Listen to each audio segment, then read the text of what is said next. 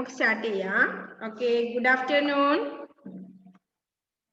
അപ്പോ ഭക്തിയുടെ ശക്തി, അതാണ് നമ്മൾ പറഞ്ഞത്. ഭക്തിക്ക് അപാരമായ ശക്തി ഉണ്ടെന്നാണ് നമ്മൾ കഴിഞ്ഞ ക്ലാസ്സിൽ പറഞ്ഞത്. ഓക്കെ, അപ്പോ നമ്മൾ കുറച്ച് ഭാഗം എടുത്തിട്ടുണ്ടായിരുന്നു അല്ലെ. താമസിച്ച് പഠനം തുടങ്ങി, അവിടെ വരെ എടുത്തിട്ടുണ്ടായിരുന്നു. അപ്പോ നമ്മൾ എന്തൊക്കെയാ പറഞ്ഞത്? അസുരന്മാരുടെ രാജാവായിരുന്നു ഹിരണ്യകശിപു എന്നും, ഹിരണ്യകശിപുവിന് ഹിരണ്യാക്ഷൻ എന്നൊരു സഹോദരൻ ഉണ്ടായിരുന്നെന്നും, അപ്പൊ ഹിരണ്യാക്ഷന് ആര് മഹാവിഷ്ണു വധിച്ചു, വരാഹരൂപം കൊണ്ട് പന്നിയുടെ വേഷം ധരിച്ച് വന്ന് വധിച്ചു എന്നുമാണ് നമ്മൾ കഴിഞ്ഞ ക്ലാസ്സിൽ പഠിച്ചത് അല്ലെ. അപ്പോ അദ്ദേഹത്തിനൊരു അതുകൊണ്ട് തന്നെ മഹാവിഷ്ണുവിനോട് അദ്ദേഹത്തിന് എന്തെന്നില്ലാത്ത ശത്രുത ഉണ്ടായി. പിന്നെന്താ പറഞ്ഞേ? ഹിരണ്യകശിപുവിന് മഹാതേജസ്വിയായ ഒരു പുത്രൻ ഉണ്ടായിരുന്നു. പിന്നെ എന്തൊക്കെയായിരുന്നു അവന്റെ പ്രത്യേകതകള്? വിനയം വഴിയുന്ന കണ്ണുകൾ, പിന്നെയോ വാക്കുകൾ, വിനയം വഴിയുന്ന വാക്കുകൾ, കരുണ നിറഞ്ഞ കണ്ണുകൾ, മനോഹര ശബ്ദം, ഇങ്ങനെയൊക്കെ ആയിരുന്നു അവന്റെ പേരെന്തായിരുന്നു? പ്രഹ്ലാദൻ അല്ലേ? പ്രഹ്ലാദൻ എന്നായിരുന്നു അവന്റെ പേര്. ഓക്കെ, അപ്പൊ ആ ബാലനെ ഗുരുകുലത്തില് താമസിച്ച് പഠനം തുടങ്ങി അല്ലെ, ആര്? പ്രഹ്ലാദൻ. അങ്ങനെ ഇരിക്കെ ബാലനായ പ്രഹ്ലാദൻ ഗുരുവിനോടൊപ്പം ഒരു ദിവസം വീട്ടിലെത്തി, കൊട്ടാരത്തിലെത്തി. ചെന്നപാടെ പ്രഹ്ലാദൻ ആചാര പ്രകാരം അച്ഛന്റെ പാദം തൊട്ട് നമസ്കരിച്ചു. അപ്പോ എന്തു പറഞ്ഞു അച്ഛൻ? എന്തു പറഞ്ഞു? മകനെ, നിന്റെ വിദ്യാഭ്യാസം ഭംഗിയായി നടക്കുന്നുവോ? ഹിരണ്യകശിപു പ്രഹ്ലാദനോട് ചോദിച്ചു. ഈശ്വര കൃപയാൽ, ഈശ്വരന്റെ അനുഗ്രഹം കൊണ്ട്, ദയവ് കൊണ്ട്, കൃപ ദയവ്, ഈശ്വരന്റെ ദയവ് കൊണ്ട് എല്ലാം ഭംഗിയായി നടക്കുന്നു എന്ന് നമ്മൾ അങ്ങനെ പറയണ്ടല്ലേ. ഈശ്വര കൃപയാൽ എല്ലാം ഭംഗിയായി നടക്കുന്നു എന്ന് മകൻ മറുപടി പറഞ്ഞു. എങ്കിൽ നീ പഠിച്ച ഒരു ശ്ലോകം അച്ഛനെ ചൊല്ലി കേൾപ്പിക്കൂ, ഹിരണ്യകശിപു ആവശ്യപ്പെട്ടു. ഉടനെ പ്രഹ്ലാദൻ സന്തോഷപൂർവ്വം ഒരു ശ്ലോകം ചൊല്ലി. എന്തർത്ഥം വരുന്നതായിരുന്നു? സർവചരാചരങ്ങളെയും, എല്ലാ ചരാചരങ്ങളെ ചരിക്കുന്നതിനെയും സൃഷ്ടിക്കുന്നത്, ഉണ്ടാക്കുന്നത്, സൃഷ്ടിച്ച് സംരക്ഷിക്കുക എന്താണ്? നിലനിർത്തി പോകുന്നത് അല്ലേ. ഓക്കെ, ആപത്തൊന്നും വരാതെ സംരക്ഷിക്കുന്ന സർവശക്തനായ സർവം എന്ന് പറഞ്ഞാൽ എല്ലാം അല്ലെ, ശക്തനായ മഹാവിഷ്ണുവിനെ ഞാൻ സ്മരിക്കുന്നു, ഞാൻ ഓർക്കുന്നു എന്ന അർത്ഥം വരുന്ന ഒരു ശ്ലോകമായിരുന്നു ചൊല്ലിയത് അല്ലെ. ഹിരണ്യകശിപു അത് കേട്ട് ഞെട്ടി. എന്ത്? തന്റെ നിത്യശത്രുവിനെയാണോ മകൻ പൂജിക്കുന്നതെന്നോ? ഹിരണ്യകശിപു കോപം കൊണ്ട് ജ്വലിച്ചു. കോപം, ദേഷ്യം അല്ലെ. അച്ഛന് വല്ലാത്ത ദേഷ്യം വന്നു. എന്തുകൊണ്ടാ? തന്റെ സഹോദരനെ കൊലപ്പെടുത്തിയ മഹാവിഷ്ണു വരാഹ രൂപം കൊണ്ടാണ് മഹാവിഷ്ണു കൊലപ്പെടുത്തിയെന്ന് പറഞ്ഞു അല്ലെ. പന്നിയുടെ രൂപം, വരാഹം, പന്നി. അപ്പോ രൂപം കൊണ്ടാണ് സഹോദരനെ കൊലപ്പെടുത്തിയെന്ന് പറഞ്ഞു. അതുകൊണ്ട് തന്നെ മഹാവിഷ്ണു നിത്യശത്രുവായി. അതുകൊണ്ട് തന്നെ മകൻ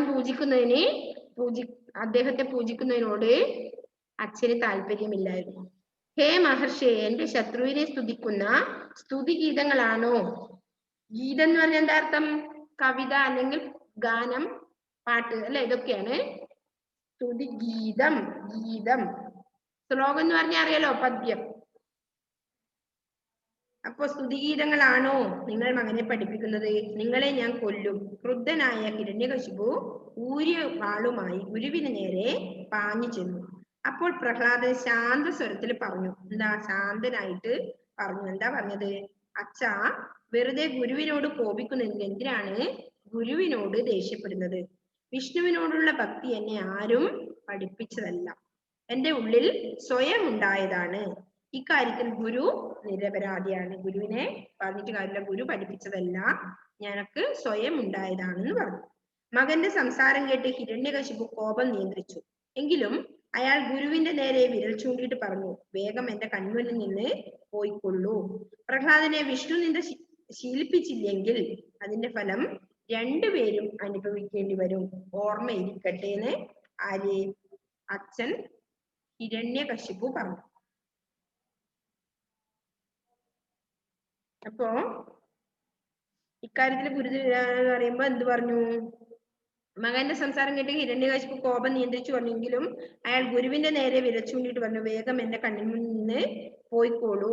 പ്രഹ്ലാദനെ വിഷ്ണുവിനോടുള്ള നിന്ദ ശീലിപ്പിക്കുന്ന പറഞ്ഞ, ഇഷ്ടം വേണ്ട, സ്തുതിഗീതങ്ങള് അദ്ദേഹത്തെ കുറിച്ച് പാടണ്ട, അതിന്റെ ഫലം രണ്ടുപേരും അനുഭവിക്കേണ്ടി വരും, ഓർമ്മയിരിക്കട്ടെ.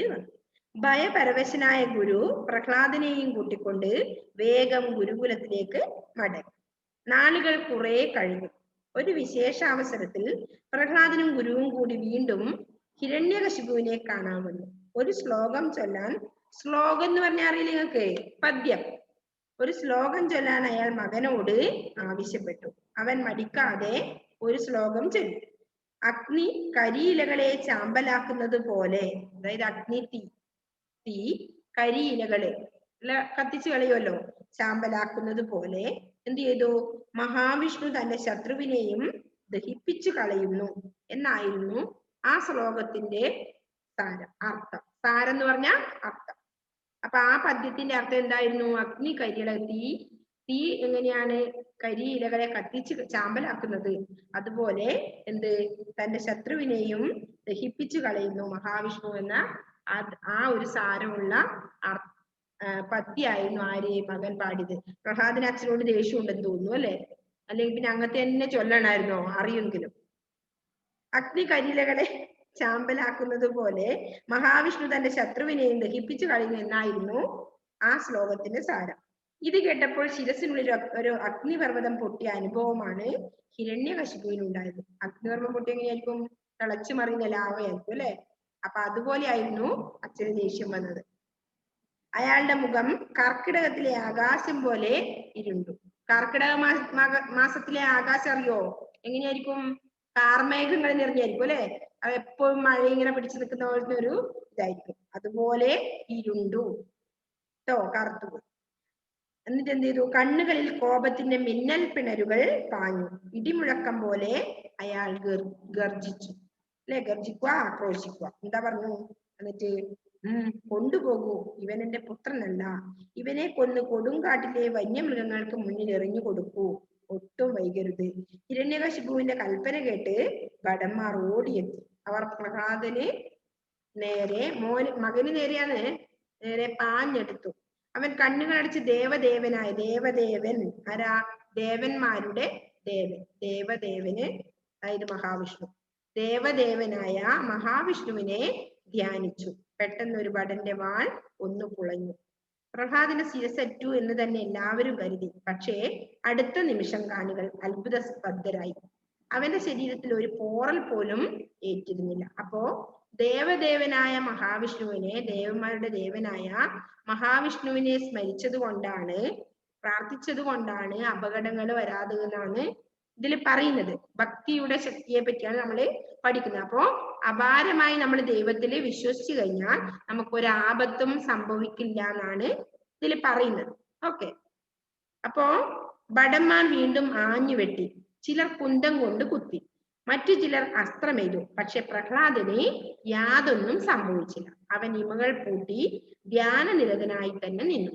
ചില സിനിമകളിലെല്ലാം കാണില്ലേ അല്ലെ, ഭയങ്കര അടിയും തൊഴിയും കത്തിയോണ്ട് വീശലും വെടിവെക്കും ഒക്കെ ചെയ്താലും ചില നായകന്മാർ മരിക്കാറില്ല. അതുപോലെയാണ് ഇത് കേട്ടോ. അങ്ങനെ നമ്മൾ കാണാറുണ്ടല്ലോ കഥകള്. അപ്പൊ ധ്യാനനിരതനായി തന്നെ ആ ദൈവത്തിൽ വിശ്വസിച്ചുകൊണ്ട് ആര്? പ്രഹ്ലാദൻ ഇമകൾ തന്നെ കണ്ണ് അല്ലെ, കണ്ണിന്റെ ഇമകള് കൂട്ടി ധ്യാനനിരതനായി പ്രാർത്ഥിച്ചുകൊണ്ട് ആര് നിന്നു? പ്രഹ്ലാദൻ നിന്നു. അത് കണ്ടപ്പോൾ ഹിരണ്യകശിപുവിന്റെ കോപം ഇരട്ടിച്ചു. മകന്റെ കഥ കഴിക്കാനായി, മകനെ കൊല്ലാനായി അയാൾ തക്ഷകൻ എന്ന മഹാസർപ്പത്തെ വിളിച്ചു വരുത്തി. തക്ഷകനും കൂട്ടുകാരായ സർപ്പങ്ങളും പ്രഹ്ലാദന്റെ നേർക്ക് ചീറിയെടുത്തു. അവ പ്രഹ്ലാദന്റെ കൈകാലുകളിൽ ചുറ്റി വരിഞ്ഞു കടിച്ചു. അപ്പോഴും കണ്ടു നിന്നവർ അത്ഭുതപ്പെട്ടു. എന്നിട്ടും ഒന്നും പറ്റിയില്ല.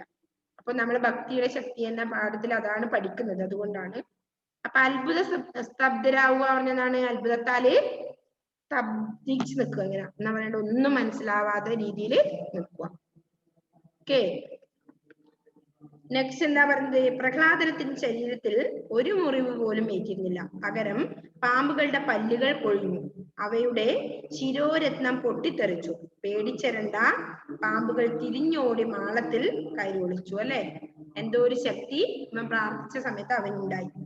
കോപാക്രാന്തനായ ഹിരണ്യകശിപു മതയാനകളെ അവിടേക്ക് വിളിച്ചു. ഇളകുന്ന കരിമലകളെ പോലെ പാഞ്ഞു വന്ന ആനകൾ പ്രഹ്ലാദന്റെ നെഞ്ചിൽ ആഞ്ഞുകുത്തി. പക്ഷെ കല്ലിൽ തട്ടിയ കണ്ണാടികൾ പോലെ, കല്ലിൽ തട്ടിയ കണ്ണാടി എങ്ങനെയായിരിക്കും? തെറിച്ചു പോവുകയല്ലോ അല്ലെ. അവയുടെ കൊമ്പുകൾ കല്ലിൽ തട്ടിയ കണ്ണാടി എങ്ങനെയുണ്ടാവും മക്കളെ? കണ്ണാടി ചില്ല് പൊട്ടിച്ച് കയറുകയല്ലോ അല്ലെ. എന്തെങ്കിലും പറ്റൂ കണ്ണാടിക്ക്? ഇല്ല.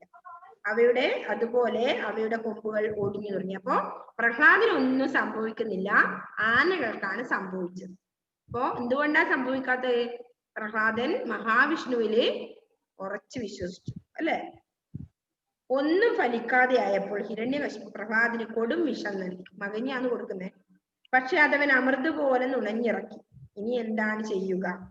അയാൾ വീണ്ടും പല തന്ത്രങ്ങളും പ്രയോഗിച്ചു. വലിയ പാറക്കെട്ടിൽ നിന്ന് പ്രഹ്ലാദനെ താഴേക്ക് തള്ളിയിട്ടു. എരിയുന്ന തീക്കുണ്ടത്തിലെറിഞ്ഞു, കടലിൽ കെട്ടിത്താഴ്ത്തി. പക്ഷെ പ്രഹ്ലാദൻ അവയെല്ലാം അതിജീവിച്ചു. അപ്പൊ ചുരുക്കത്തിൽ എന്താ പറഞ്ഞത്? എന്ത് ചെയ്തിട്ടും പ്രഹ്ലാദന് ഒരു കുലുക്കവും ഉണ്ടായില്ല. എന്തുകൊണ്ടാണെന്നാ പറഞ്ഞത്? അപ്പോ ഭക്തി, നമുക്ക് അടിയുറച്ച ഭക്തി ഉണ്ടെങ്കിൽ നമുക്ക്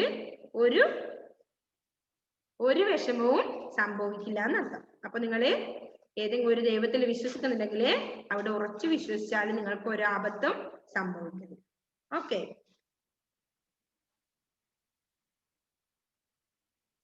നിരന്തരം വിഷ്ണുനാമം ജപിച്ചുകൊണ്ട് പ്രഹ്ലാദൻ കൊട്ടാരത്തിൽ സഞ്ചരിച്ചു.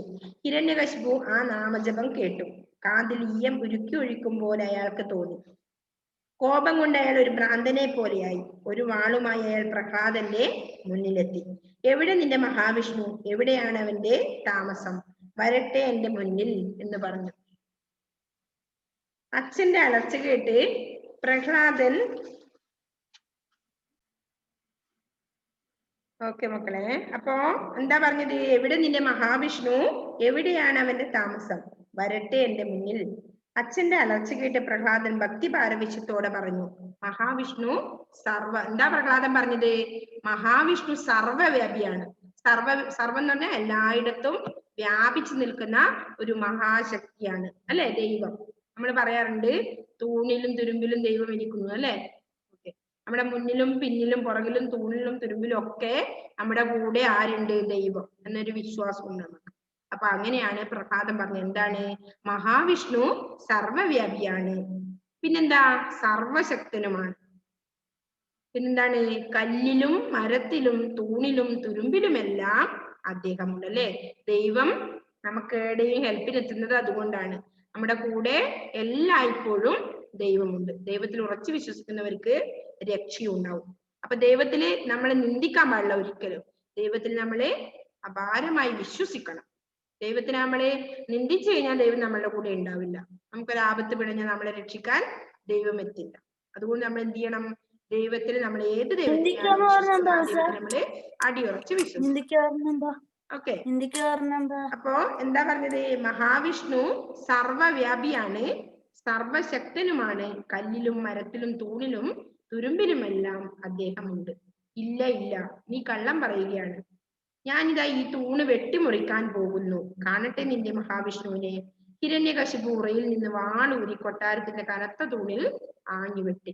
അപ്പോഴേക്കോ എന്താ അർജുന പരിപാടി? അപ്പോഴെന്താ ഉണ്ടായത്?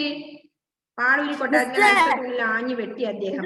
അപ്പോഴേക്ക് പെട്ടെന്ന് ഇടിമുഴക്കം പോലൊരു ശബ്ദം കേൾക്കാറായി. എന്നിട്ട് എന്താ ഉണ്ടായി? എങ്ങും പുകപടലങ്ങള് നിറഞ്ഞു. ചുറ്റും തീനാളങ്ങൾ ഉയർന്നു. രാജകൊട്ടാരത്തിന്റെ കൂറ്റൻ തൂണ് രണ്ടായി പിളർന്നു. അതിൽ നിന്ന് ഒരു ഭീകര രൂപം പുറത്തു വന്നു. സിംഹത്തിന്റെ ശിരസ്, മനുഷ്യന്റെ ഉടൽ, നീണ്ടു ചുവന്ന നാവ്, കൂർത്തുമൂർത്ത നഖങ്ങൾ. നരസിംഹാവതാരം പൂണ്ട മഹാവിഷ്ണു ആയിരുന്നു അത്. ഓക്കെ. അപ്പോ ദൈവം പ്രത്യക്ഷപ്പെട്ടു. ദൈവം ഭീകരമായ രൂപത്തിലാണ് പ്രത്യക്ഷപ്പെടുന്നത്. എന്തുകൊണ്ടാ? ശത്രുവിന്റെ അടുത്തേക്കാണ് വന്നത് അല്ലെ. അപ്പൊ പ്രഹ്ലാദൻ കണ്ണു തുറക്കുമ്പോ അങ്ങനെ ആയിരിക്കില്ല ദൈവം. അപ്പൊ ദൈവം ശത്രുവിനെ കീഴ്പ്പെടുത്താനായിരുന്നു എത്തിയത്. അതുകൊണ്ട് തന്നെ എങ്ങനെയൊക്കെ ആയിരുന്നു? ഭീകര രൂപായിരുന്നു. സിംഹത്തിന്റെ ശിരസ്, മനുഷ്യന്റെ ഉടൽ, നീണ്ടു ചുവന്ന നാവ്, കൂർത്തുമൂർത്ത നഖങ്ങൾ അല്ലെ. ഓക്കെ. ഇതൊക്കെയായിരുന്നു, അങ്ങനെയായിരുന്നു മഹാവിഷ്ണു എത്തിയത്. അപ്പൊ ഹിരണ്യകശിപു പേടിച്ചു വിറച്ചു. വലിയൊരട്ടഹസത്തോടെ നരസിംഹം ഹിരണ്യകശിപുവിന്റെ നേരെ കുതിച്ചു ചാടി. അയാൾ നരസിംഹത്തിന്റെ പിടിയിൽ അമർന്നു. എങ്കിലും പല വരങ്ങളും നേടിയിട്ടുള്ള ഹിരണ്യകശിപുവിനെ വധിക്കാൻ പല പ്രതിബന്ധങ്ങളും ഉണ്ടായിരുന്നു അല്ലെ. എങ്ങനെയാ? ഹിരണ്യകശിപു പല വരങ്ങളും നേടിയിട്ടുണ്ടല്ലേ. അതുകൊണ്ട് തന്നെ അദ്ദേഹത്തെ വധിക്കാൻ വലിയ പ്രയാസമായിരുന്നു. അപ്പൊ എന്തായി? വളരെ പ്രതിബന്ധങ്ങൾ, തടസ്സങ്ങൾ നേരിട്ടു.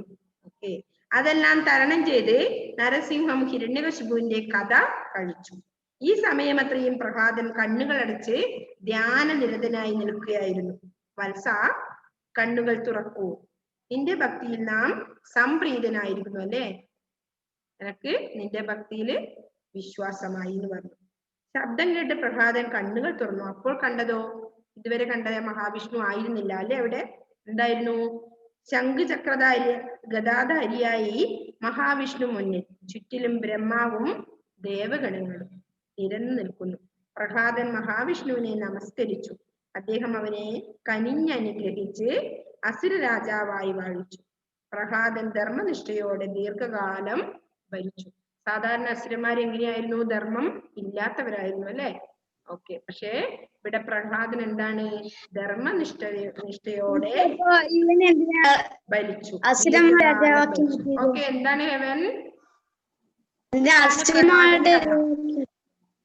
എന്താ ഹെവനെ? ഹെവനെ നീ അടിയുറച്ച് ദൈവത്തിൽ നിന്റെ മുന്നിലും ദൈവം പ്രത്യക്ഷപ്പെടും കേട്ടോ. എനിക്ക് ചില സമയങ്ങളില് നമ്മളിപ്പോ ഒരു സ്ഥലത്തേക്ക് ദാഹിച്ച് വലഞ്ഞ് ഇങ്ങനെ നടക്കുന്നു, അല്ലെങ്കിൽ എന്താ ഒരു ഉദാഹരണം പോലെ എന്തെങ്കിലും നമ്മൾ വല്ലാത്ത വിഷമസന്ധിയിൽ അകപ്പെടുന്ന സമയത്ത് ചിലപ്പോൾ നമുക്ക് ഏതെങ്കിലും ഒരു മനുഷ്യൻ ഒരു തുള്ളി വെള്ളം കൊണ്ടുതന്നിട്ടുണ്ടാവും. അതാരാ? ദൈവത്തിന്റെ രൂപത്തിൽ, ദൈവം അവരുടെ രൂപത്തിൽ വന്നതായിരിക്കാം. മനസ്സിലായോ? അങ്ങനെ കാണണം നമ്മള് അല്ലെ. ദൈവം ഒരു മനുഷ്യന്റെ രൂപത്തിൽ ചിലപ്പോൾ നിനക്ക് രക്ഷകനായി എവിടെയെങ്കിലും എന്തെങ്കിലും എത്തുമായിരിക്കും. ഓക്കെ, അപ്പോ ഇതിൽ നിന്നും നമുക്ക് ഡൗട്ട് വേണ്ട. ചിലപ്പോൾ നമുക്ക് എപ്പെങ്കിലും ആരുടെയെങ്കിലും രൂപത്തില് ദൈവം നമ്മുടെ മുമ്പിൽ പ്രത്യക്ഷപ്പെട്ടിട്ടുണ്ടാവാം. കാരണം നമ്മൾ വളരെ കഷ്ടപ്പെടുന്ന സമയത്ത് നമ്മൾ ദൈവത്തിനെ അടിയുറച്ച് വിശ്വസിച്ച് നമുക്ക് അങ്ങനെ പ്രത്യക്ഷപ്പെടുവായിരിക്കാം. അത് ദൈവത്തിന്റെ രൂപത്തിലാവണമെന്നൊന്നുമില്ല. ചിലപ്പോ ഒരു യാചകന്റെ രൂപത്തിലായിരിക്കാം അല്ലെ. ദൈവത്തിന് ഏത് രൂപത്തിലും വരാൻ പറ്റുന്നാ പറയുന്നത്. അതുകൊണ്ട് നമുക്കൊരു ഗ്ലാസ് വെള്ളം ആരാ തരുന്നത്? അവരായിരിക്കാം ചിലപ്പം ദൈവം. ദാഹിച്ച് വലയുന്ന സമയത്ത്, അല്ലെങ്കിൽ ഒരു കഷ്ടപ്പെട്ട് നമ്മൾ നടന്ന് അലയുന്ന സമയത്ത് ഒരു വണ്ടിയിൽ ആരെങ്കിലും ആൾ കയറ്റുന്നതായിരിക്കാം ചിലപ്പം ദൈവം അല്ലെ. അത് ഓട്ടോറിക്ഷക്കാരന്റെ രൂപത്തിലായിരിക്കാം വന്നിട്ടുണ്ടാവുക. അങ്ങനെ ചിന്തിക്കുക അല്ലെ. അപ്പൊ പ്രഹ്ലാദന് മുമ്പില് പ്രത്യക്ഷപ്പെട്ട പോലെ നിങ്ങളുടെയും ഒക്കെ പലരുടെയും മുമ്പില് ചിലപ്പോ ദൈവം പ്രത്യക്ഷപ്പെട്ടിട്ടുണ്ടാവാം അല്ലെ. ഓക്കെ, അപ്പൊ പ്രഹ്ലാദന്റെ കഥ അതാണ് പറഞ്ഞത്. അപ്പൊ ഒന്ന് വായിച്ചേ മക്കളെ. ആരാ വായിക്കുന്നേ? ജസ്റ്റസ് ഒന്ന് വായിച്ചു. ജസ്റ്റസേ.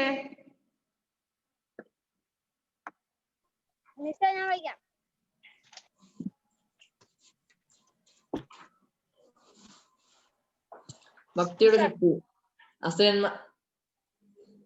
അസുരന്മാരുടെ രാജാവായിരുന്നു ഹിരണ്യകശിപു.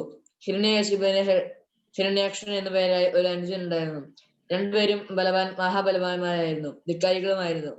ഹിരണ്യാക്ഷൻ ദേവന്മാരെ വെല്ലുവിളിച്ചു. മഹാവിഷ്ണു അവരുടെ വരാഹരൂപം കൊണ്ട് ഹിരണ്യാക്ഷനെ വധിച്ചു. അതോടെ ഹിരണ്യകശിപുവിന് മഹാവിഷ്ണുവിടെ എന്താന്നില്ലാത്ത ചിത്രതയായി. ഹിരണ്യകശിപുവിന് മഹാതേജസ്വിയായ ഒരു പുത്രൻ ഉണ്ടായിരുന്നു. പ്രഹ്ലാദൻ എന്നായിരുന്നു അവന്റെ പേര്. കരുണ നിറഞ്ഞ കണ്ണുകൾ, മനോഹരമായ ശബ്ദം, വിനയം വഴിയുന്ന വാക്കുകൾ. ഹിരണ്യകശിപുവിന് ദുർഗുണങ്ങളൊന്നും ആ ബാലനെ തൊട്ടു തീണ്ടിയുന്നില്ല. ബാലപാഠങ്ങൾ അഭ്യസിക്കാനായി ഹിരണ്യകശിപു പ്രഹ്ലാദനെ ഗുരുകുലത്തേക്ക് അയച്ചു. അതും ഗുരുകുലത്തിൽ താമസിച്ച പഠനം തുടങ്ങി. അങ്ങനെ ഇരിക്കെ ബാലനായ പ്രഹ്ലാദൻ ഗുരുവിനോടൊപ്പം ഒരു ദിവസം ഹിരണ്യകശിപുവിന്റെ കൊട്ടാരത്തിലെത്തി. ചെന്നപാടെ പ്രഹ്ലാദൻ ആചാരപ്രകാരം അച്ഛന്റെ പാദം തൊട്ട് നമസ്കരിച്ചു. മകനെ, നിന്റെ വിദ്യാഭ്യാസം ഭംഗിയായി നടത്തുന്നുവോ? ഹിരണ്യകശിപു പ്രഹ്ലാദനോട് ചോദിച്ചു. സോദരനായ മഹാവിഷ്ണുവിനെ ഞാൻ സ്മരിക്കുന്നു എന്നർത്ഥം വരുന്ന ഒരു ശ്ലോകമായിരുന്നു അത്. ഹിരണ്യകശിപു അത് കേട്ട് ഞെട്ടി. എന്ത്? തന്റെ നിത്യശത്രുവിനെയാണ് മകൻ പൂജിക്കുന്നതെന്നോ? ഹിരണ്യകശിപു കോപം കൊണ്ട് ജ്വലിച്ചു. ഹേ മഹർഷേ, എന്റെ ശത്രുവിനെ സ്തുതിക്കുന്ന സ്തുതിഗീതങ്ങളാണോ നിങ്ങൾ മകനെ പഠിപ്പിക്കുന്നത്? നിങ്ങളെ ഞാൻ കൊല്ലും. ക്രുദ്ധനായ ഹിരണ്യകശിപു ഊരിയ വാളുമായി ഗുരുവിനെ നേരെ പാഞ്ഞു വന്നു. അപ്പോൾ പ്രഹ്ലാദൻ ശാന്തസ്വരത്തിൽ പറഞ്ഞു, അച്ഛാ, വെറുതെ ഗുരുവിനോട് കപിക്കുന്നത് എന്തിന്? വിഷ്ണുവിനോടുള്ള ഭക്തി എന്നെ ആരും പഠിപ്പിച്ചതല്ല, എന്റെ ഉള്ളിൽ സ്വയം ഉണ്ടായതാണ്. ഇക്കാര്യത്തിൽ ഗുരു നിരപരാധിയാണ്. മകന്റെ സംസാരം കേട്ട് ഹിരണ്യകശിപു കോപം നിയന്ത്രിച്ചു. എങ്കിലും അയാൾ ഗുരുവിന്റെ നേരെ വിരൽ ചൂണ്ടിയിട്ട് പറഞ്ഞു, വേഗം എന്റെ കൺമുമ്പിൽ നിന്ന് പോയിട്ടുള്ളൂ. പ്രഹ്ലാദനെ വിഷ്ണുനിന്ദ സ്വീകരിച്ചില്ലെങ്കിൽ അതിന്റെ ഫലം രണ്ടുപേരും അനുഭവിക്കേണ്ടി വരും. ഓർമ്മയിരിക്കട്ടെ. ഭയപരവശനായ ഗുരു പ്രഹ്ലാദനെയും കൂട്ടിക്കൊണ്ട് വേഗം ഗുരുകുലത്തിലേക്ക് മടങ്ങിപ്പോയി. നാളുകൾ കുറെ കഴിഞ്ഞു.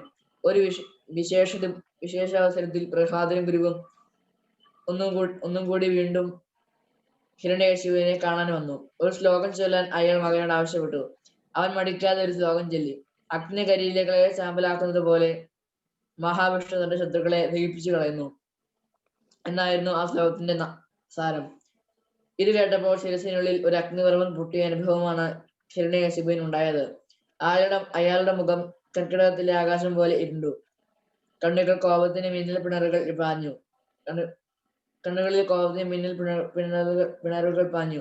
ഇടിമുഴക്കം പോലെ അയാൾ ഗർജിച്ചു, കൊണ്ടുപോകൂ, ഇവൻ എന്റെ പുത്രനല്ല. ഇവനെ കൊന്ന് കൊടുങ്കാട്ടിലെ വന്യമൃഗങ്ങൾക്ക് മുന്നിൽ എറിഞ്ഞു കൊടുക്കൂ. ഒട്ടും വൈകരുത്.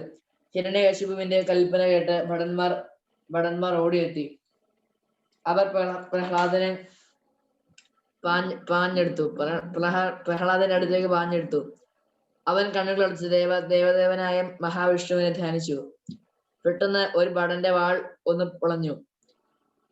പ്രഹ്ലാദന്റെ ശിരസ്സറ്റു എന്ന് എല്ലാവരും തന്നെ കരുതി. പക്ഷേ അടുത്ത നിമിഷം കാണികൾ അത്ഭുതരായി. അവന്റെ ശരീരത്തിൽ ഒരു പോറൽ പോലും ഏറ്റിരുന്നില്ല. ഭടന്മാർ വീണ്ടും ആഞ്ഞു വെട്ടി. ചിലർ കുന്തം കൊണ്ട് കുത്തി, മറ്റു ചിലർ അസ്ത്രം എയ്തു. പക്ഷേ പ്രഹ്ലാദന് യാതൊന്നും സംഭവിച്ചില്ല. അവൻ ഇമകൾ പൂട്ടി ധ്യാനനിരതനായി നിന്നു. അത് കേട്ടപ്പോൾ ഹിരണ്യകശിപുവിന്റെ കോപം ഇരട്ടിച്ചു.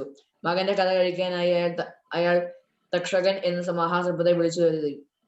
തക്ഷകനും കൂട്ടുകാരുമായ സർപ്പങ്ങളും പ്രഹ്ലാദന്റെ നേരെ ചീറിയെടുത്തു. അവ പ്രഹ്ലാദന്റെ കൈകാലുകൾ ചുറ്റി വരിഞ്ഞു അടിച്ചു. അപ്പോഴും കണ്ടു നിന്നവർ അത്ഭുതപ്പെട്ടു. പ്രഹ്ലാദന്റെ ശരീരത്തിൽ ഒരു മുറിവ് പോലും ഏറ്റിരുന്നില്ല. പകരം പാമ്പുകളുടെ പല്ലുകൾ കൊഴിഞ്ഞു. അവയുടെ ശിരോധനം പൊട്ടിത്തെറിച്ചു.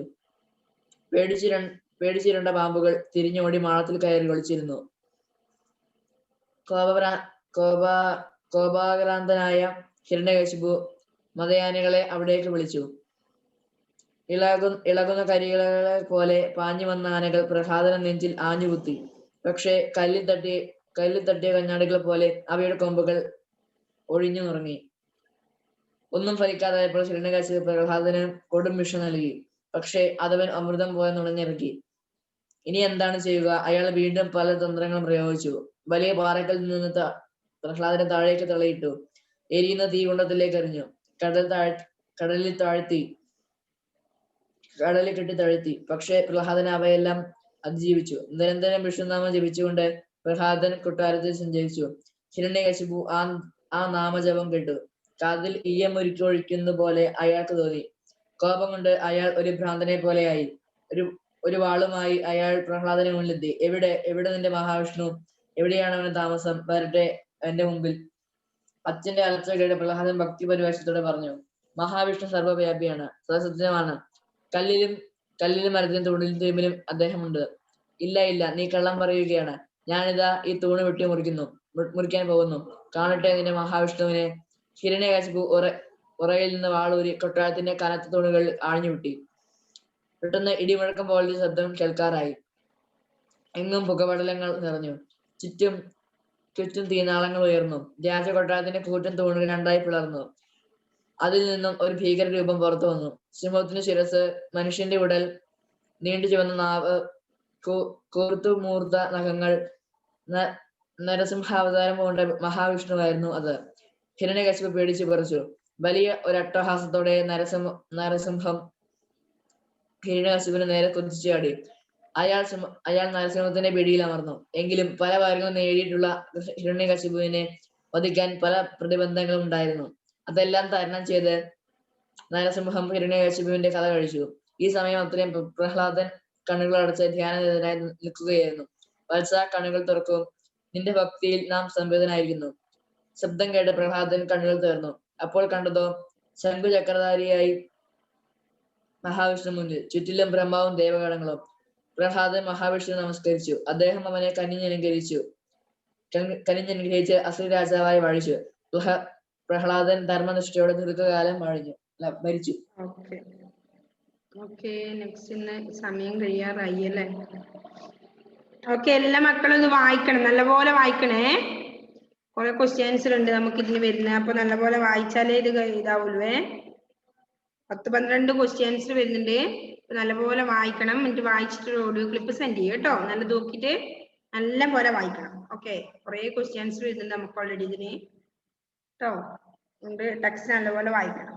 ഓക്കെ, അപ്പൊ ഇന്നത്തെ ക്ലാസ് വൈൻഡപ്പ് ചെയ്താലോ നമുക്ക്? ആതിര, ഉറക്കം വരുന്നുണ്ടോ ആതിര? ഓക്കെ, നമുക്ക് വൈൻഡപ്പ് ചെയ്യാം അല്ലേ? ഓക്കെ അല്ലേ ഹെവൻ? ബൈ. യുവാന, ജസ്റ്റസ്, ബൈ. ഓക്കെ.